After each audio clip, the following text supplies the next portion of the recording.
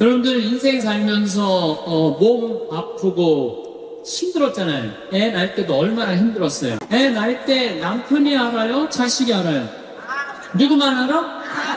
난 알아. 몸이 너무 아플 때 내 아픔하고 똑같이 남편이 내 마음에 맞춰서 돌봐주기 쉽지 않아요. 그러니까 누가 나한테 잘해줘야 돼? 내가 나한테 잘해줘야 돼. 내가 빛이 나야지 남도 나를 좋아할 거예요. 저는 이렇게 강의 올 때, 오늘 같은 경우는 뭐 1,500명도 넘는 또 명동 대성당에 강의할 때 꼭 올라오기 전에 거울을 봐요. 머리는 잘 정리됐는지. 그리고 제일 중요한 거는 바지의 작동을 올라가는 거예요. 근데 이게 제일 중요하게 여겨요. 만약에 내가 바지의 작고가 내려가잖아요? 그럼 여러분들의 눈은 여기 와 있고 생각은 딴 데가 있는 거예요. 딴 데. 저 신부님 저거 바지에 작고 내려가는데 내가 아무리 좋은 얘기를 해도 여러분들 귀에 들어가지 않아요. 무슨 얘기냐면 나 앞에 나설 때 나 자신을 점검하는 일은 참으로 중요한 일이에요. 여러분들 오늘 나오실 때 거울 한번 보셨어요? 안 보셨어요? 명동성당 온 건데. 그렇죠? 제가 한 2년 전에 어느 천주교가 아닌 일반 기관에 강의를 갔어요. 근데 거기는 저를 초청하고 싶어서 2년 동안 섭외를 하다가 내가 2년 만에 시간이 돼서 그 기관에 갔어요. 갔는데 딱 나를 맞이하는 분을 보면서 정말로 나를 정말로 애타게 기다렸구나 한눈에 알아보겠더라고요. 왜 한눈에 딱 알아봤느냐면은 얼굴에 화장을 어마어마하게 했어요. 얼굴에 이 마스카라를 얼마나 말하려면 눈이 막 찌그러지려면 눈이 볼에 얼마나 예쁜 막 색깔을 칠했는지 이분이 굉장히 짙게 발랐어요. 그런데 루즈 굉장히 두껍게 발랐는데 바빴는지 루즈가 입술에서 천에서 벗어나고 살짝 올라갔어요. 2시간이었는데 1시 반에 거기 가서 커피를 30분 동안 마시는데 30분 동안 무슨 얘기를 했는지 하나도 기억이 안 나요.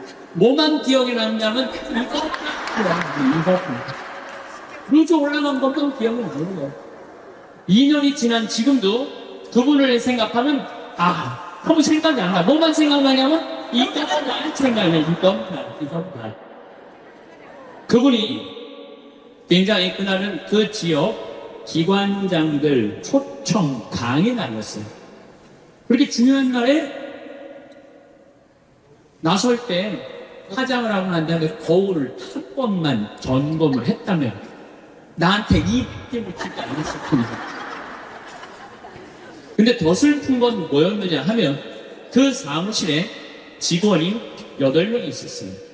8명이 있을 때 아침부터 그걸 봤을 거예요. 근데 아무도 얘기해주지 않아요. 선생님, 지금 루즈가 선에 벗어났어요. 입술에서. 그러니까 화장실에 가서 화장 좀 고치세요. 라고 말을 해줬다면 이분은 그 창피를 당하지 않았을 거예요. 우린 인생을 살아가면서 내가 내 자신을 점검하는 일도 중요하지만 내가 나를 점검할 수 없다면 누가 나를 점검해줘야 되냐면 친구가 나를 점검해줘야 돼요. 그래서 여러분들 인생에는요 친구가 참으로 중요해요. 친구. 나를 점검해줄 수 있는 친구. 내가 지금 제대로 살고 있나? 제대로 살고 있지 않는가? 옆에서 혼내주고 충고해줄 친구가 필요하다. 저는 신부로 살면서 뭐 좋은 신부들이 많죠. 네, 멘토가 3명이 있어요. 첫 번째 멘토 신부는 나보다 3살 나이가 많은 신부예요. 이분은 우리 수원 교구에 사회복지를 꽤 오래 하신 분이에요. 처음 항상 장애자들하고 사시는 분이에요. 근데 이분하고 얘기를 하면은 굉장히 명성적이에요. 정말로 신비가들, 영성가들 이야기를 이렇게 해줄 때 이 신부님을 만나서 하룻밤 자면서 얘기를 하면 하루 피져가는 기분이에요. 근데 하루는 평창 우리 생태마을에 하룻밤 저하고 이야기를 나누려고 오셨어요. 근데 갑자기 이제 옷장을 딱 열어보시더니 제가 강의를 많이 하니까 양복이 많잖아요. 또 내가 어떤 한 번은 이렇게 양복이 이렇게 긴 거 이렇게 입고 방송에 나갔더니 할머니들이 신부님도 긴 양복 입는다고 양복을 맞춰서 보낸다고 많아. 평창까지. 네. 그러니까 양복이 한 10몇 벌이 있었어요. 근데 그 신부님이 이런 이야기를 자꾸 하시더라고요. 당신도 아무리 강의하는 신부지만 양복이 너무 많아. 예수님은 한 벌만 입고 다니라고 그랬는데 근데 실질적으로 그분은 양복이 2벌밖에 없었어요.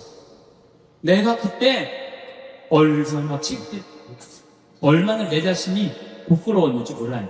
그래서 그 양복 다 정리해갖고 여기 있고 저기 있고 양복을 줄였어요. 그러니까 무슨 얘기냐면 나를 혼내줄 수 있는 신부가 중요하다. 한 2주 전에 저한테 무슨 일이 있었느냐면 어떤 자매님이 평창이 굉장히 춥거든요. 기본적으로 영하 10도에서 15도가 내려가요. 산속이니까.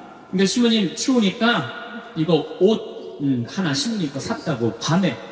근데 딱 입었는데 옷이 따뜻하게 느낌이 좋더라고요. 근데 신부님 뭐 택인지 그거 뛰시면 안 된다고 혹시 수리받을 일이 있으면 그게 필요하니까 신부님도 휙 버리지 마시라고. 그래서 이제 집에 와갖고 그걸 끼고 딱 가격표를 딱 봤는데 165만 원짜리예요. 어쩐지 어쩌하죠.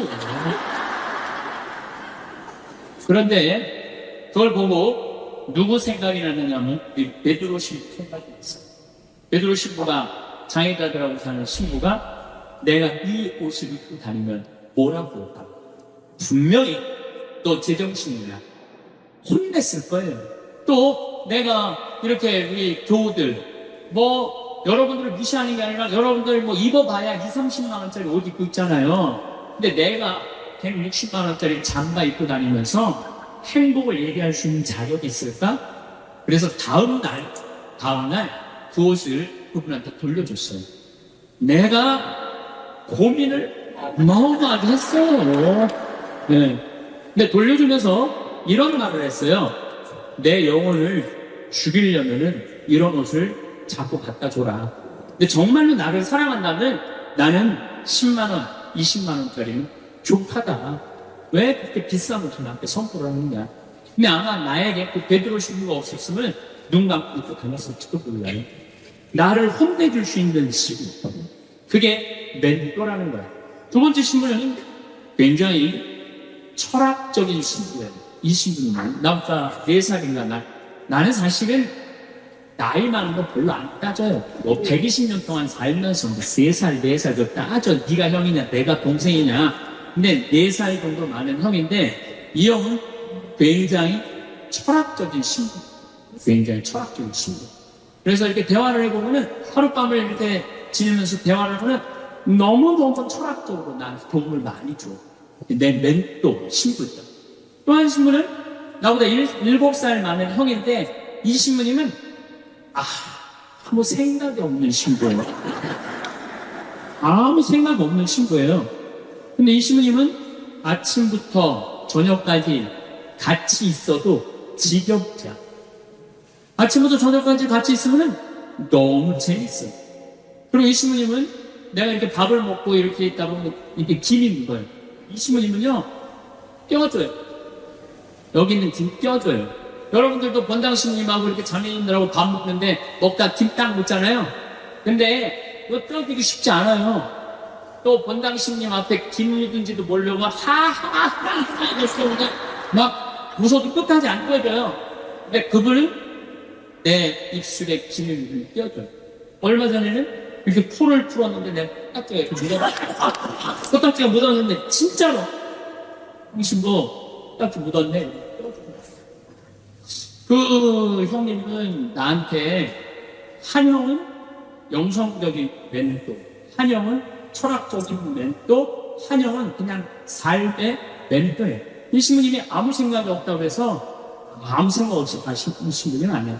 새벽 4시에 일어나고 성경 쓰시고 5시만 되면은 할머니들, 이사 일찍 오는 할머니들 마중한다고 국주리도 1시간 동안 성당 마당에서 하는 신부님이에요. 사랑이 굉장히 많은 신부님이죠.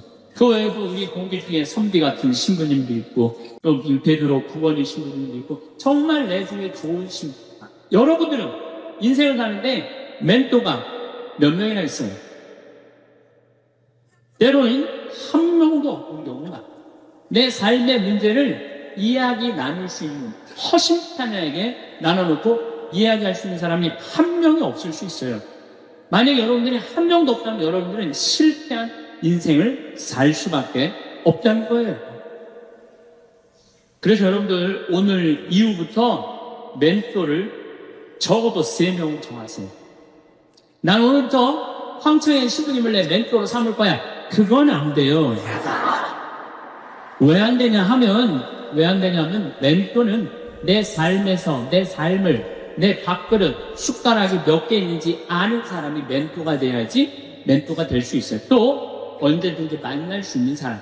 그래서 여러분들 주위에 잘 사는 사람들이 있어요. 분명히 괜찮은 사람들이 있어요.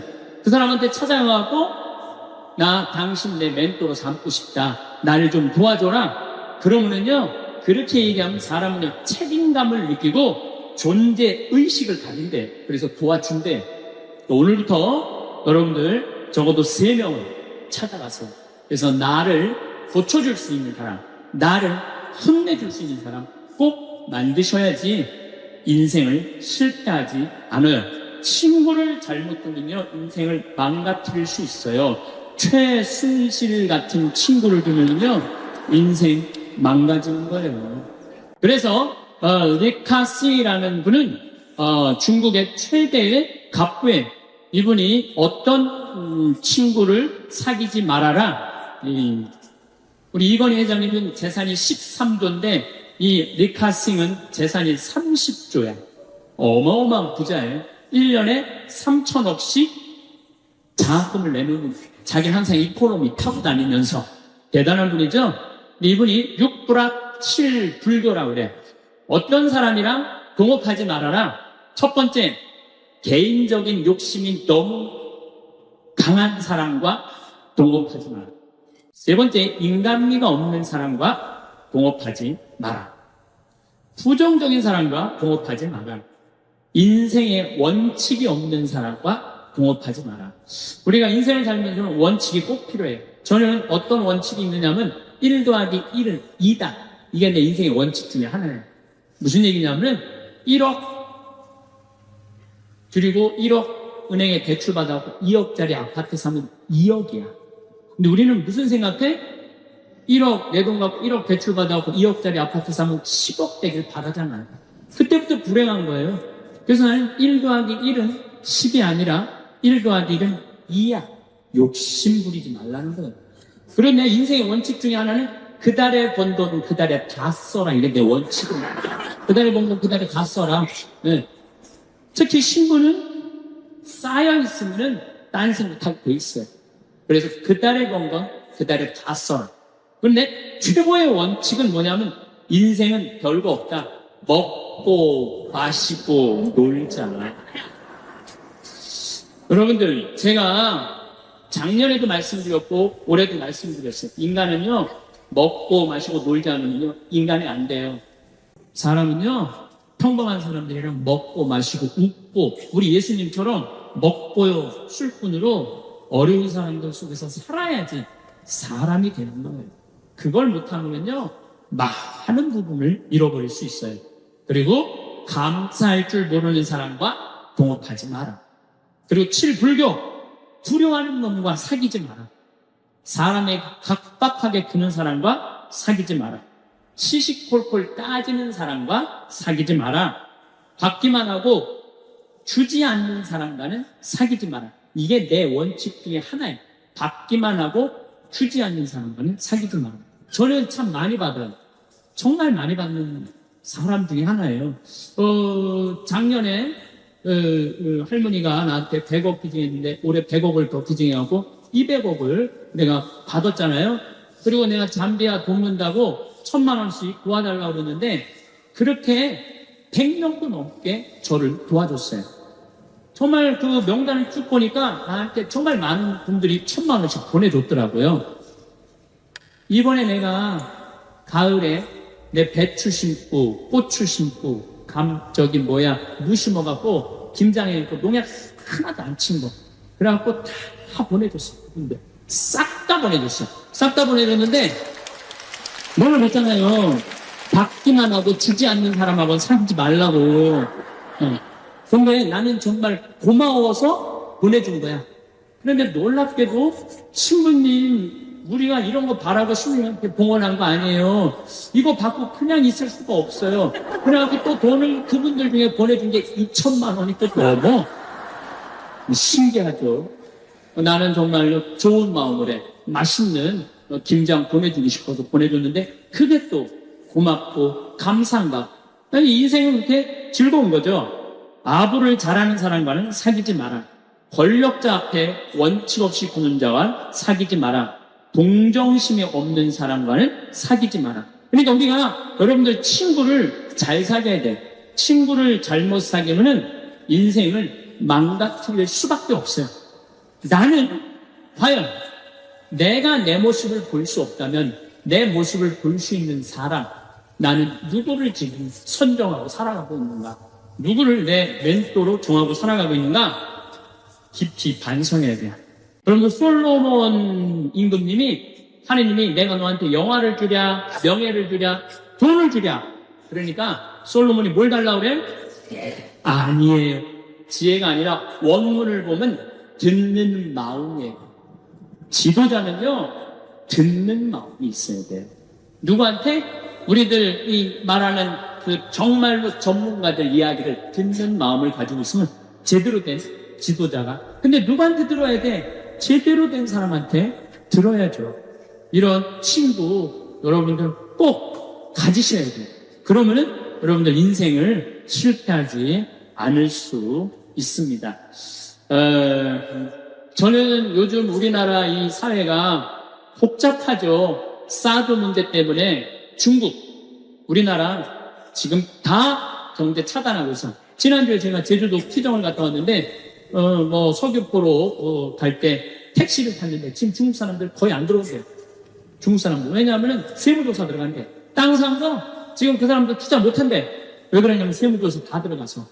그래갖고 너무너무 힘들어. 경제가 얼마나 어려운지 몰라요. 지금 며칠 전에는 시와 공단에 있는 본당에 강의를 갔어요. 근데 그 본당 신부가 그러는 건 IMF 때보다도 공장이 더 많이 나와. IMF보다 공장 팔겠다고. 그러니까 지금 나라 경제는요 심각한 거예요. 국민들은 지금 빚이 얼마나 많이 들었어요. 그 전세값 하늘로 뛰고 참 답답하죠. 그럼에도 불구하고 난 대한민국이 희망적인 나라라고 생각을 해요. 국민들은요, 공무원들, 요즘 9급 공무원들, 8급 공무원들, 7급 공무원들 열심히 해요. 제가 여주 여러 환경운동 하면서 이제까지 내가 만난 하급 공무원들, 일반 우리 여러분들 자식들을 다 도와줬지 나를 방해한 사람 하나도 없어요.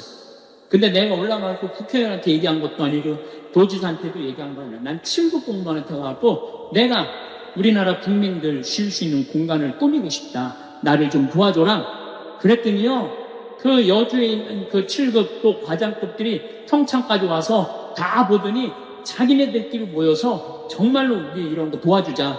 합의를 해갖고 다 도와주는데 기가 막히더라고. 지금 여러분들 옛날에 비하면 요즘 관청에 가면 친절해 안 친절해? 1%만 바꾸면 돼. 1%만. 이번에 우리나라가 그런 거에 대한 혁신을 이루는 좋은 기회가 됐으면 저는 좋겠다는 생각을 합니다. 어쨌든 다시 자신감기로 돌아가서 소크라테스는 뭐라고 그랬죠? 너 자신을 알라고 그랬죠?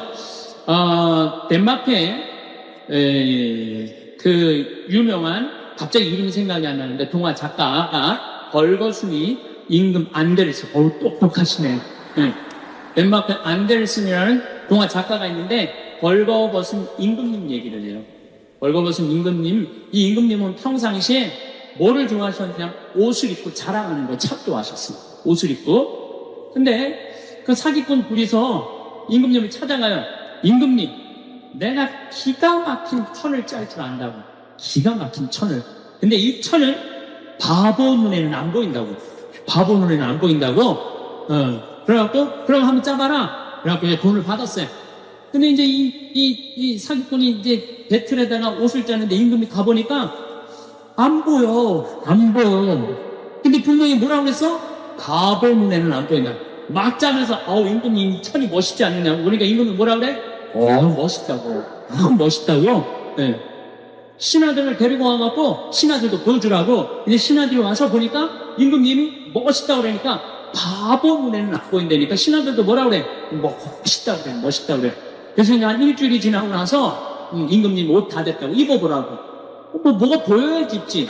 손 드시라고 그러니까 손 딱 들고, 지금 들어갔다고. 그거 잘 어울린다. 이쪽 손 드느라고. 이걸 또 멋있다고 퍼레이드를 하시라고. 그래갖고 임금님이 벌거벗고 퍼레이드를 하네. 온 국민들이, 야, 우리 임금님 멋있다고. 왜? 바보 눈에는 안 보이니까. 근데 한 꼬마가, 임금님 빨개 벗었네? 그렇게 얘기를 한 거예요. 그러면은, 자기도 빨개 벗은 거 알아. 신하들도 빨개 벗은 거 알아. 그런데 놀라운 거는, 그 퍼레이드를 멈춰야 되는데, 여러분들 거기까지는 들었죠? 그 다음 얘기가 기가 막혀요. 끝까지 빨개 벗고 퍼레이드를 했다는 거예요. 누구 말을 무시한 거야? 그 꼬마 말을 무시한 거예요. 우리는요, 내가 지금 대통령 얘기하는 거 아니에요, 여러분들. 대통령 얘기하는 게 아니라 내 자신이 빨개 벗고 있는데 나 자신이 누군지 모르고 살아가는 사람들 너무 많아요. 나 자신이 누군지 모르는 사람. 자신의 단점이 뭔지 모르고 자기의 추한 모습이 뭔지 모르고 살아가는 사람 많아요. 반대로 뒤집어서 어떤 것도 있느냐 하면 뒤집어서 어떤 게 있느냐 하면 내 안에 들어있는 보물을 발견하지 못하고 살아가는 사람들 많아요. 여러분들 안에는 보물이 꽉 차 있어. 여러분들 안에. 그런데 나 같은데 나는 지극히 평범한 인간이고 능력 없는 인간이고 묻어버리고 그냥 죽어버리는 사람들도 많다는 거예요. 그래서 우리 인간은 인생을 살아가는데 아주 중요한 작업 중에 하나가 자기 자신을 아는 일이에요. 석가모니 부처님은 뭐라고 그랬냐면은 자기 자신이 누군 줄 아는 사람은 부처고 자기 자신이 누군지 모르는 사람은 중생이라고 했습니다. 중생.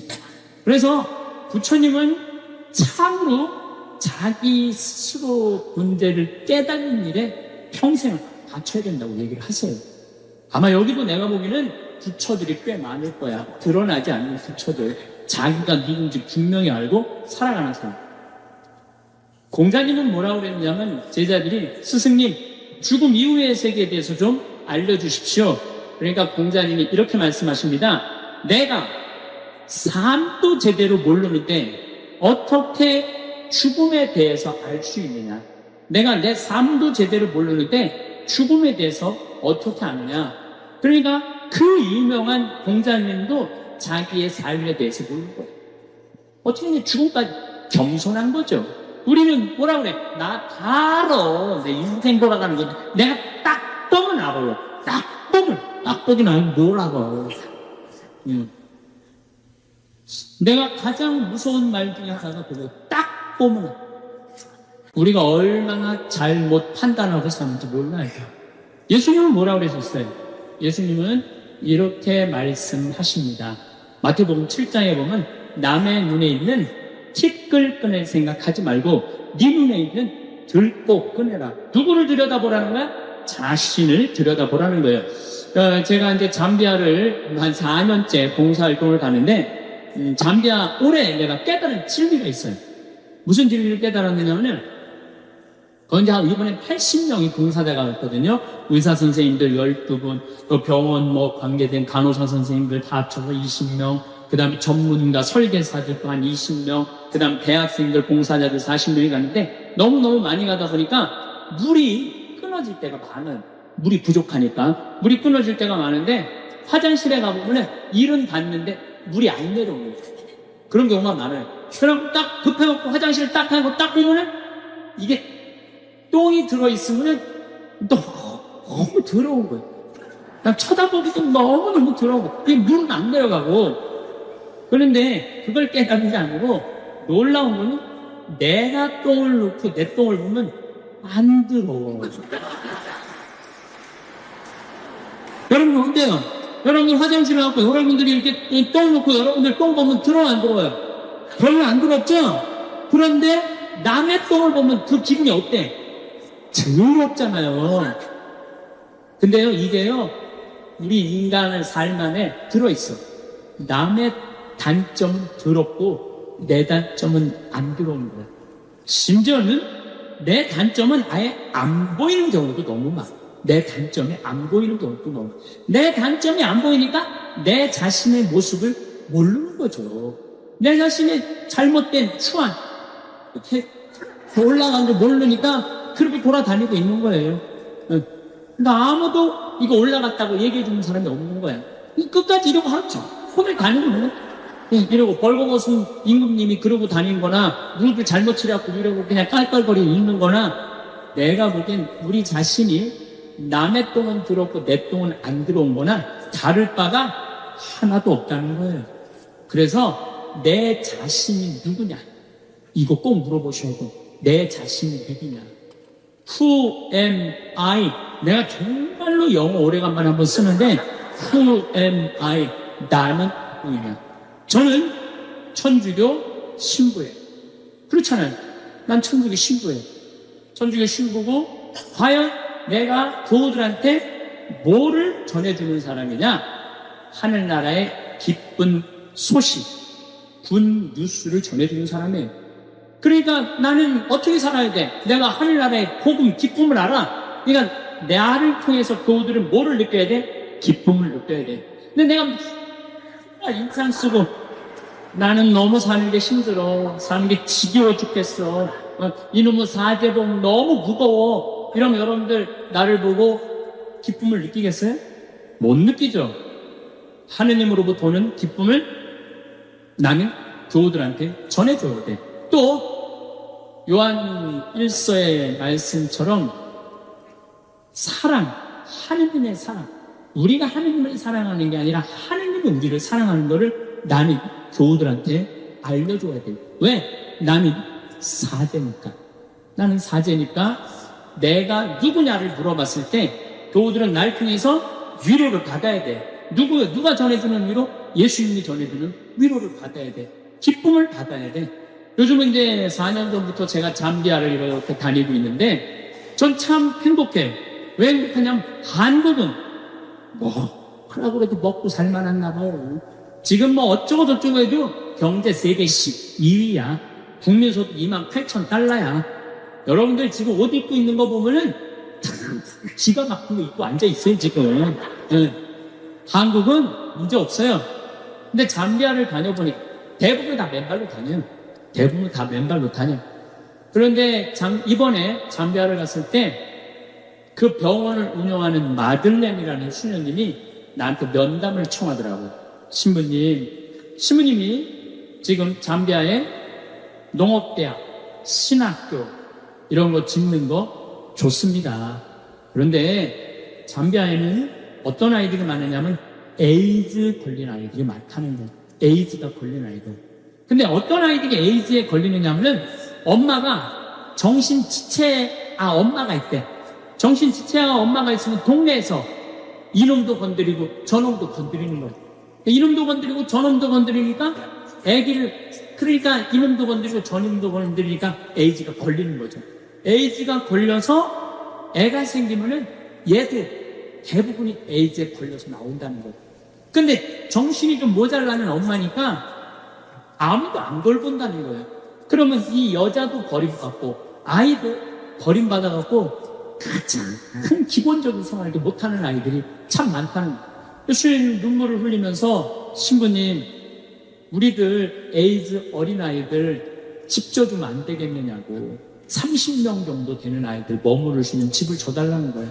근데 제가 한 대 머리를 맞았어요. 왜냐하면 나는 어마어마한 큰 도시에 큰 대학 건물을 생각했지 에이즈 아이들 집을 줘준다는 생각은 하나도 안 했어요. 저는 혼자서 정말로 예수님한테 죄송했어요. 그리고 그 수녀님의 눈물을 보면서 가슴이 참 아팠어요. 그래서 수녀님한테 약속했어요. 내가 주겠다고. 내가 또 마음이 약해요. 그래갖고 이 담도 다 치고, 이제, 이 바닥 공구리도 다 치고, 이제 올라가기 시작했어요. 사진이 오는데 기분이 너무너무 좋더라고요. 그러니까 내가 누구냐라는 질문을 하기 시작하니까 내가 어떻게 살아야 되는 답이 나오는 거야. 내가 누구냐. 작년에도 내가 요맘때 여러분들한테 이런 말씀을 드렸어요.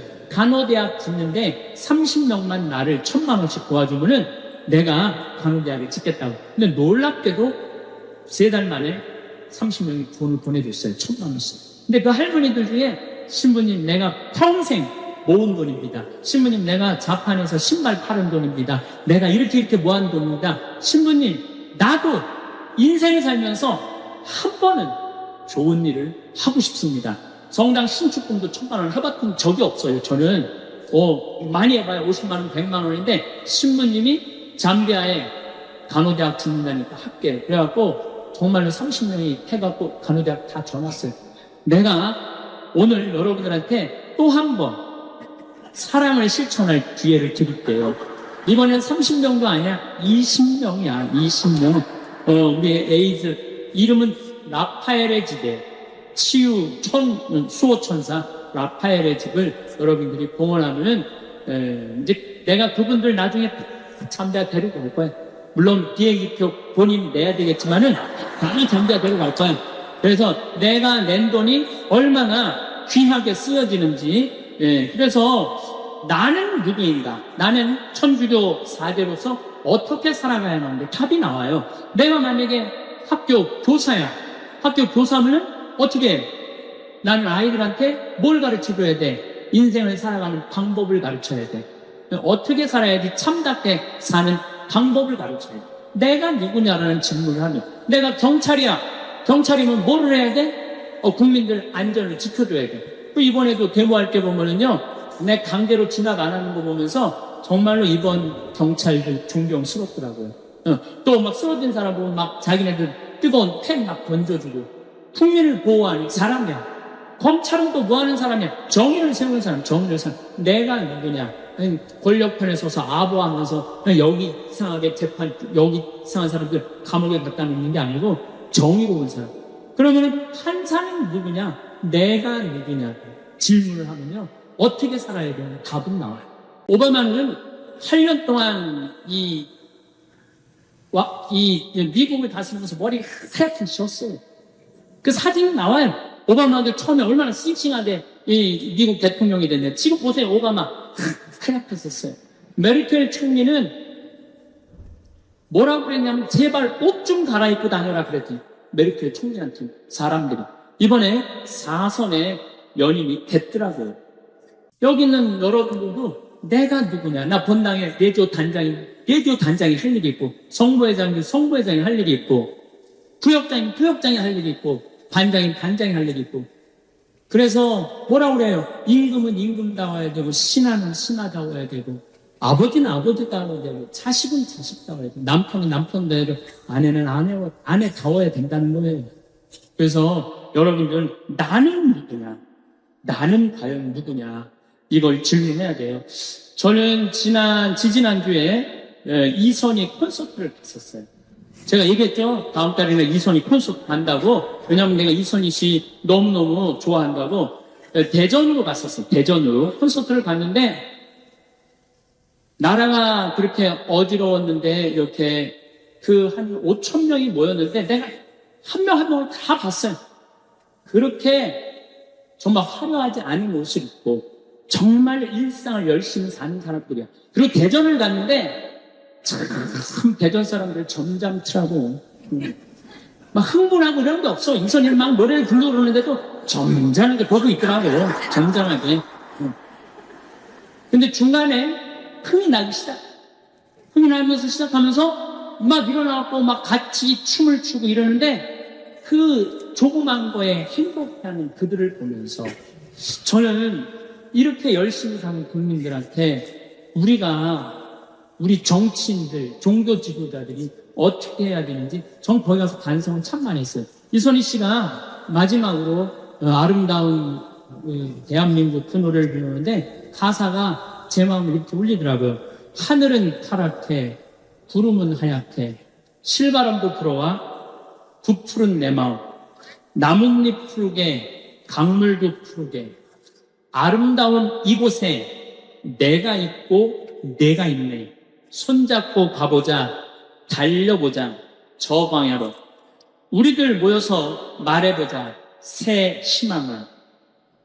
저는 지금 우리나라가 굉장히 암울하다고 그러는데 전 그렇게 생각하지 않아요. 여러분들도 내가 누구냐라는 질문을 하기 시작하면 그런 철학적인 사고를 하기 시작한다면 인생의 질문을 하기 시작한다면 남들 변하는 거 누구 변하는 거 제가 보면 중요한 거 아니에요. 누가 변해야 돼? 내가 변해야 돼. 내가. 그래서 수신 제가 치기 평천하라고 그러죠. 누구를 먼저 다스려야 돼? 자기를 다스려야 돼. 그리고 그 다음에 누구를 다스려야 돼? 가족을 다스려야 돼. 그래야지 나라를 다스릴 수 있는 거예요. 여러분들도 다 정치 투표하는 사람들이기 때문에 나라를 다스리는 사람들이야. 그러기 위해서는 누구를 먼저 수신해야 돼? 나 자신을 수신해야 돼. 다음 시간에는 어떻게 하면 나 자신을 수신할 수 있는가 그 얘기를 하도록 하겠습니다. 어느 날 문득 거울 앞에 서서 자신의 모습을 바라보며 이런 생각이 드실 때가 있으실 겁니다. 내가 정말 나를 알고 있을까? 젊은 시절에는 앞만 보고 달려가느라 잊혀 생각할 겨를이 없었던 질문들이 이제는 조용한 오후나 잠들기 전 고요한 시간에 자연스럽게 마음속에 떠오르곤 합니다. 살아온 세월만큼 쌓인 경험들을 하나씩 되돌아보면 참으로 많은 일들이 있었습니다.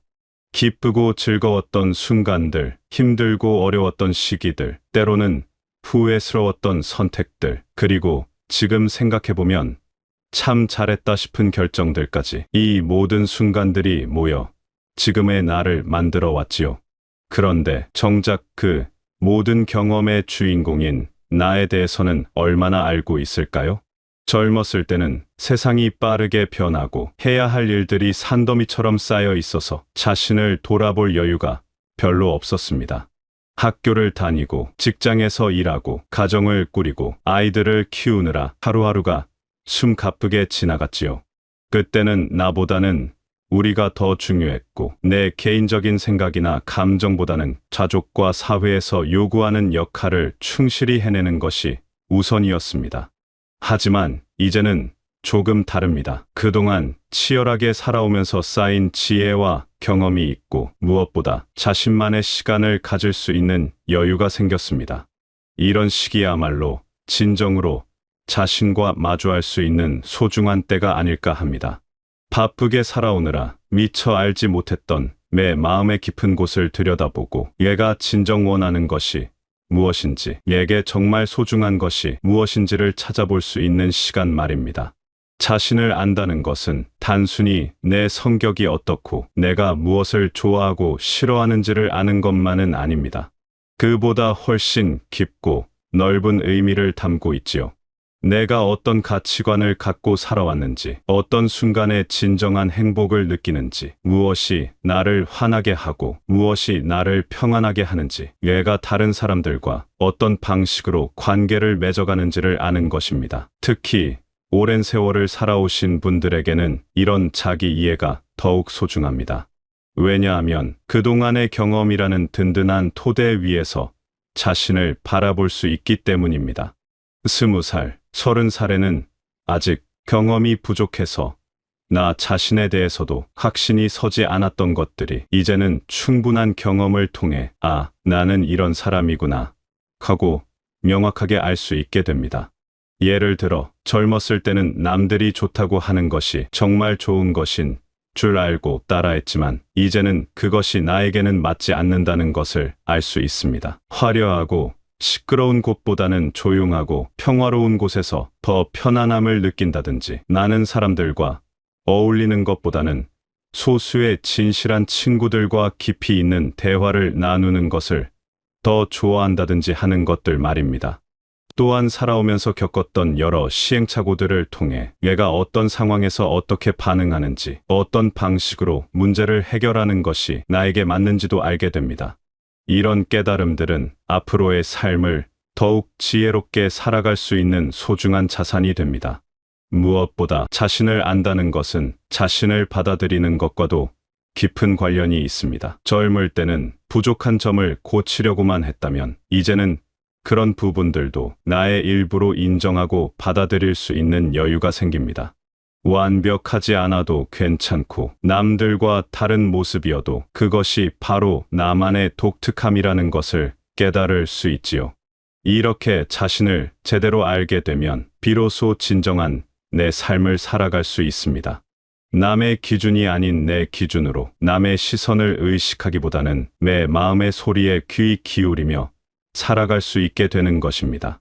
그리고 이것이야말로 지금까지 살아온 긴 여정이 우리에게 선사하는 가장 큰 선물이 아닐까 합니다. 그렇다면 자신을 안다는 것은 구체적으로 무엇을 의미하는 걸까요? 많은 분들이 나는 이미 나를 충분히 알고 있다고 생각하실 수도 있습니다. 하지만 진정한 자기 이해는 단순히 내가 무엇을 좋아하고 싫어하는지, 어떤 성격을 가졌는지를 아는 것을 넘어서는 훨씬 깊은 깨달음을 말합니다. 먼저 자신의 감정과 마음의 움직임을 이해하는 것부터 시작됩니다. 왜 어떤 상황에서는 마음이 편안해지고 어떤 때는 불안해지는지를 아는 것이지요. 예를 들어 조용한 새벽 시간에 차 한 잔을 마시며 창밖을 바라볼 때 느끼는 그 평온함이 어디서 오는 것인지, 반대로 복잡하고 시끄러운 곳에 있을 때 느끼는 피로감이 단순히 몸의 문제가 아니라 마음의 문제일 수도 있다는 것을 깨닫는 것입니다. 이런 감정의 패턴을 알게 되면 자신에게 맞는 환경과 생활 방식을 선택할 수 있게 됩니다. 더 이상 이 나이에 이런 것을 좋아하면 이상하다거나 다른 사람들은 다 좋아하는데 나만 싫어한다며 자책할 필요가 없어지지요.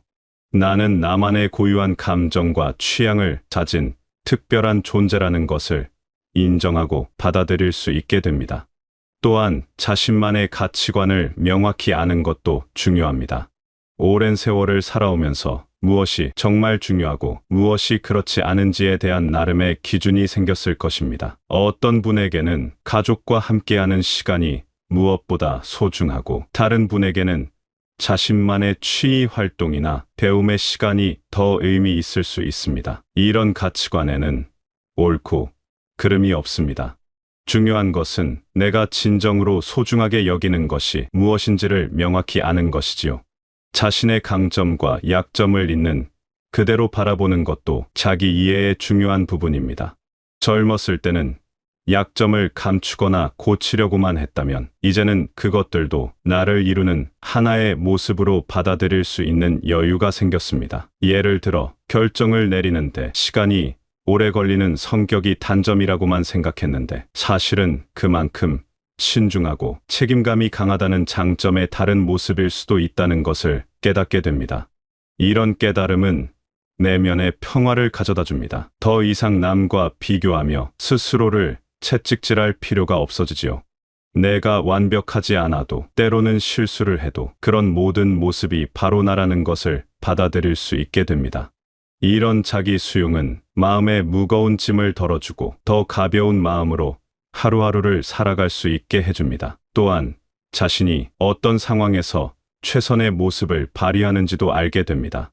혼자 조용히 있을 때 더 창의적인 생각이 떠오르는 사람이 있는가 하면, 다른 사람들과 대화하며 아이디어를 나눌 때 더 활기를 느끼는 사람도 있습니다. 아침 일찍 일어나서 하루를 시작할 때 가장 컨디션이 좋은 사람이 있는가 하면, 오후나 저녁 시간에 더 집중이 잘 되는 사람도 있지요. 이런 자신만의 리듬과 패턴을 알게 되면 생활을 더 효율적이고 만족스럽게 꾸려갈 수 있습니다. 남들이 좋다고 하는 방식을 억지로 따르지 않고 나에게 맞는 방식을 찾아서 살아갈 수 있게 되는 것입니다. 자신을 안다는 것은 또한 자신의 한계를 인정하는 것이기도 합니다. 이것이 소극적이거나 체념적인 의미는 아닙니다. 오히려 현실적이고 지혜로운 선택을 할 수 있게 해주는 것이지요. 내가 할 수 있는 것과 할 수 없는 것을 구분하고 무리하지 않으면서도 의미 있는 일들에 집중할 수 있게 됩니다.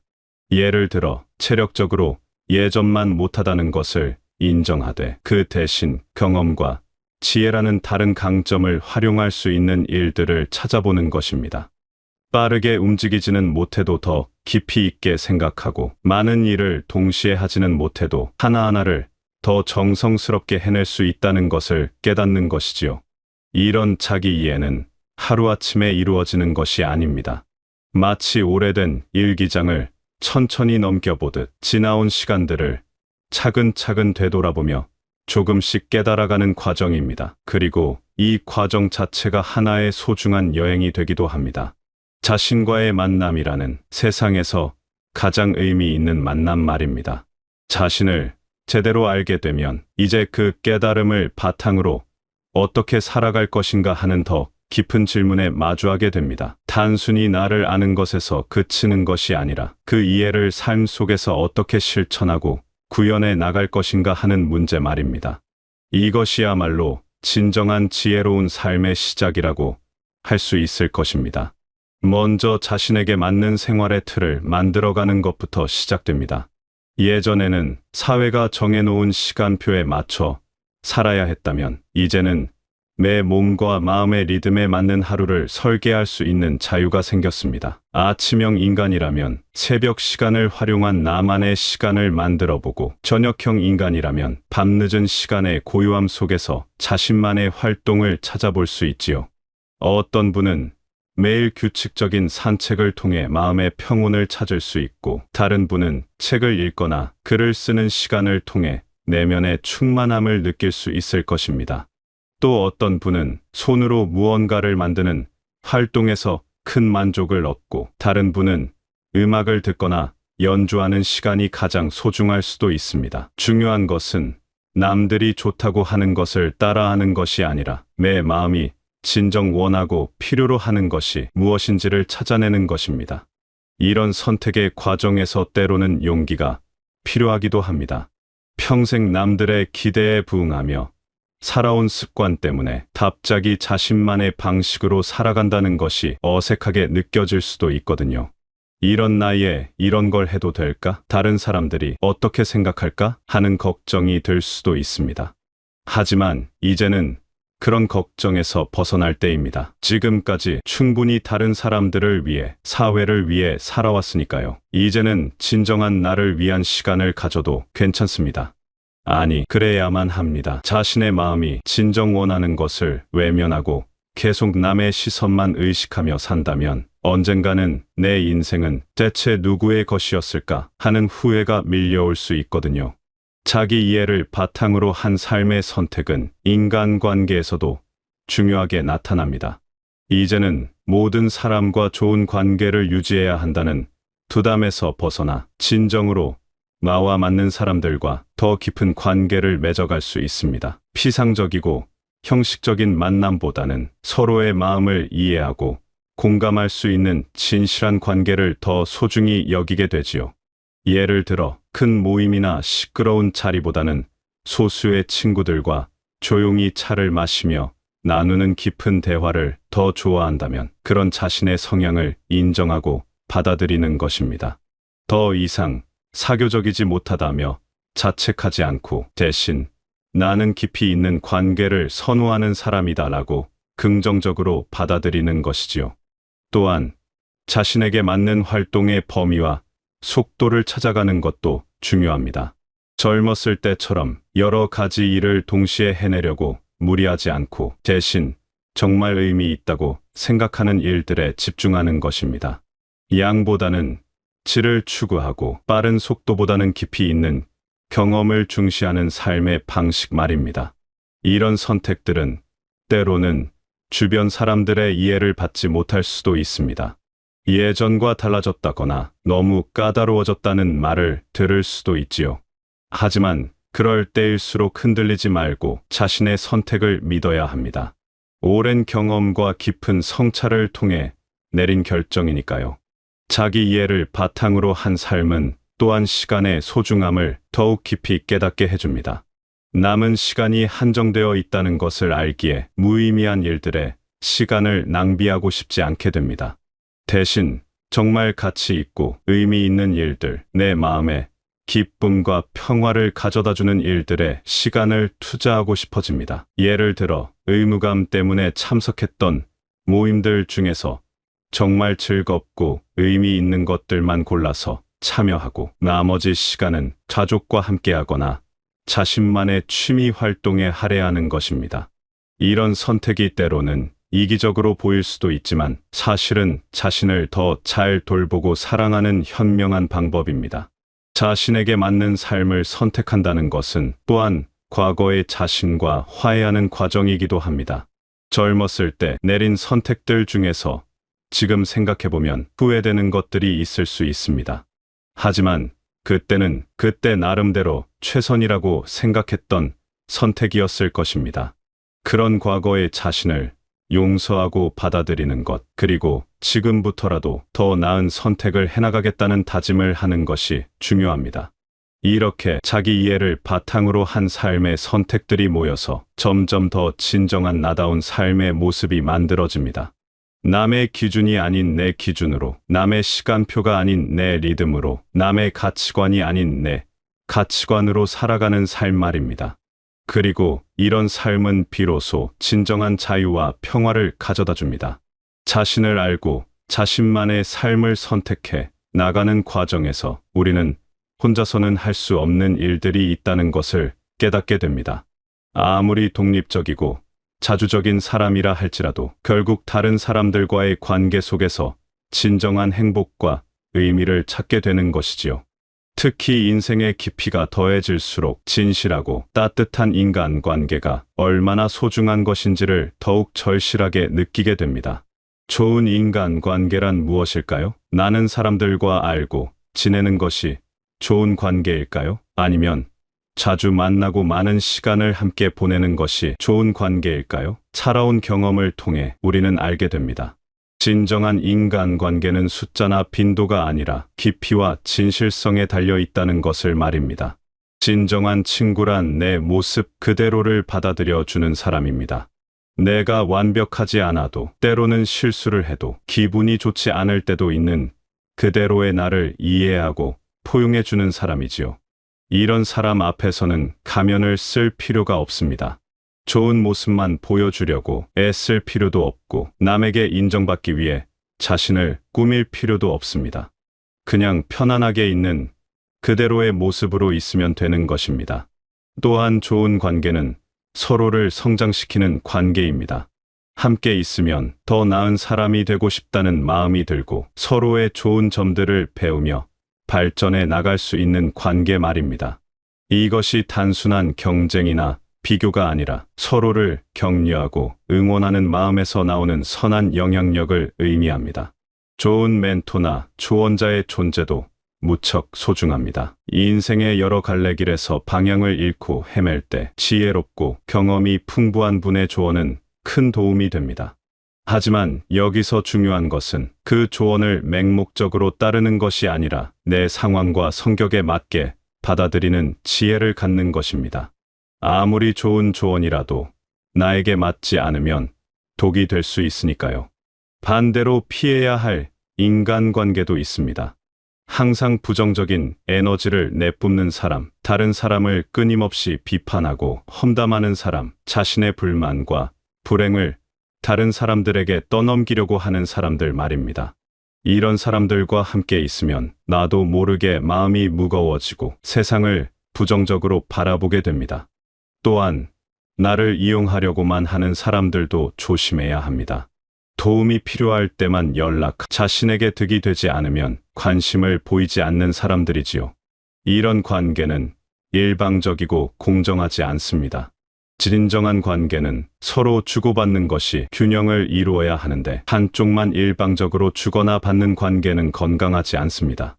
나이가 들수록 인간관계에서 중요한 것은 질이지 양이 아니라는 것을 더욱 깊이 깨닫게 됩니다. 수많은 지인들보다는 진심으로 통할 수 있는 몇 명의 친구가 훨씬 소중합니다. 이런 친구들과는 말하지 않아도 서로의 마음을 알 수 있고 함께 있으면 편안하고 자연스럽습니다. 좋은 관계를 유지하는 것도 노력이 필요합니다. 상대방의 안부를 묻고 기쁜 일이 있을 때는 함께 기뻐하고 어려운 일이 있을 때는 위로와 격려를 아끼지 않는 것입니다. 하지만 이런 노력이 부담이 되어서는 안 됩니다. 진정한 관계에서는 이런 것들이 자연스럽게 마음에서 우러나와서 하게 되는 것이니까요. 때로는 오래된 관계라 하더라도 서로의 삶의 방향이 달라져서 자연스럽게 멀어지는 경우도 있습니다. 이런 때는 무리하게 관계를 유지하려고 애쓰기보다는 좋았던 기억들에 감사하며 자연스럽게 보내주는 것도 지혜입니다. 모든 관계가 평생 지속되어야 한다는 부담을 가질 필요는 없습니다. 결국 좋은 인간관계는 나 자신을 더 잘 알고 사랑할 수 있게 해주는 거울과 같습니다. 진정한 친구들을 통해 내가 어떤 사람인지, 어떤 모습이 아름다운지를 발견하게 되고, 동시에 다른 사람들의 좋은 점들을 배우며 더 나은 사람으로 성장해 나갈 수 있는 것이지요. 지금까지 자신을 아는 것의 소중함과 그것이 우리 삶에 가져다주는 변화들에 대해 이야기해 보았습니다. 돌이켜보면 참으로 긴 여정이었습니다. 젊은 시절에 치열했던 시간들, 중년에 바쁘고 복잡했던 나날들을 지나 이제 이런 깊은 성찰을 할 수 있는 시간을 갖게 된 것 자체가 하나의 큰 선물이라고 생각합니다. 자신을 안다는 것, 그리고 그 이해를 바탕으로 진정한 나만의 삶을 살아간다는 것은 결코 쉬운 일이 아닙니다. 때로는 용기가 필요하고, 때로는 외로움을 감수해야 하며, 때로는 주변에 이해받지 못하는 시선을 견뎌내야 할 수도 있습니다. 하지만 그 모든 어려움을 넘어서서 얻게 되는 내면의 평화와 자유는 그 어떤 것과도 바꿀 수 없는 소중한 보물입니다. 무엇보다 지금까지 살아오신 모든 경험들이 헛되지 않았다는 것을 기억해 주시기 바랍니다. 기쁨도 슬픔도 성공도 실패도 후회되는 선택들도 모두 지금의 지혜로운 당신을 만들어 준 소중한 밑거름이 되었습니다. 그 모든 순간들이 있었기에 지금 이 자리에서 진정한 자신과 마주할 수 있게 된 것이지요. 앞으로의 시간은 더욱 특별할 수 있습니다. 이제는 남의 눈치를 보느라 억눌렸던 진짜 자신의 모습을 당당하게 드러내며 살아갈 수 있으니까요. 하고 싶었지만 이루어 두었던 일들을 시작해 볼 수도 있고, 새로운 취미나 관심사를 개발해 볼 수도 있습니다. 무엇보다 자신을 진정으로 이해해 주고 사랑해 주는 사람들과 더 깊고 의미 있는 시간을 보낼 수 있을 것입니다. 혹시 지금까지 자신을 제대로 알지 못했다고 해서 늦었다고 생각하지는 마세요. 자기 이해에는 때가 따로 정해진 것이 아닙니다. 언제 시작하든 그 순간부터가 새로운 출발점이 되는 것입니다. 마치 정원에 꽃을 심는 것처럼 언제 심어도 그 나름의 아름다운 꽃을 피울 수 있듯이 말입니다. 또한 완벽한 자기 이해를 이루어야 한다는 부담도 가지지 마세요. 사람은 끊임없이 변화하고 성장하는 존재이니까 자신을 아는 것도 평생에 걸친 여행과 같은 것입니다. 오늘 발견한 나의 모습이 내일은 또 달라질 수 있고, 그것이야말로 살아있는 인간의 아름다운 특징이기도 합니다. 무엇보다 자신에게 관대하고 친절해지세요. 지금까지 얼마나 많은 사람들을 위해, 얼마나 많은 일들을 위해 헌신하며 살아오셨습니까? 이제는 그 사랑과 관심을 자신에게도 충분히 베풀 때입니다. 자신의 작은 실수나 부족함을 탓하기보다는 지금까지 참 잘 살아왔다고, 참 고생 많았다고 따뜻하게 격려해 주세요. 좋은 사람들과의 만남도 계속 이어가세요. 혼자만의 시간도 소중하지만 진심으로 통할 수 있는 사람들과 나누는 대화와 우정은 삶을 더욱 풍요롭게 만들어 줍니다. 서로의 이야기를 들어주고 함께 웃고 때로는 함께 눈물 짓는 그런 관계들이 인생의 가장 큰 보물이 될 것입니다. 마지막으로 매일매일이 새로운 발견의 기회라는 것을 잊지 마세요. 오늘 아침에 마신 차 한 잔의 따뜻함, 창밖으로 보이는 나무의 푸르름, 오래된 친구와 나눈 짧은 대화 한마디에서도 새로운 기쁨과 깨달음을 찾을 수 있습니다. 이런 작은 발견들이 모여서 더욱 풍성하고 의미 있는 삶을 만들어 갈 것입니다. 당신의 남은 인생이 지금까지보다 더욱 진실하고 더욱 자유롭고 더욱 행복하기를 진심으로 응원합니다. 자신을 알고 사랑하는 마음으로 좋은 사람들과 함께 걸어가는 당신의 앞길에 언제나 따뜻한 햇살이 함께하기를 바랍니다.